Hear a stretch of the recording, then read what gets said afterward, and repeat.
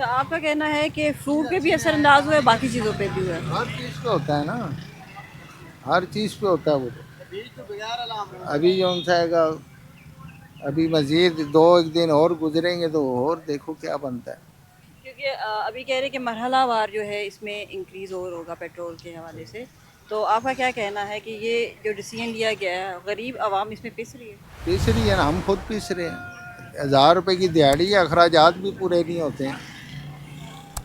और एक अभी ईद की आमद आमद है, रमज़ान का महीना है, तो इस हवाले से आपका क्या कहना है? तो उसमें तो कुछ भी नहीं, हमारे पास एक सूट भी नहीं सिलवाया है। जब होएंगे तो हम एक सूट सिलवाएंगे ना। सूट की सिलाई 1800 रुपये है खाली।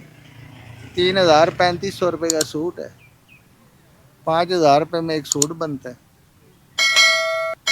जिसके 5 6 जी होंगे तो 1 लाख रुपए की गेम है ना उसकी। रमज़ान शरीफ की में भी खाना है, फिर ईद का कोई पैकेज है, कोई कपड़े वगैरह बनाने हैं।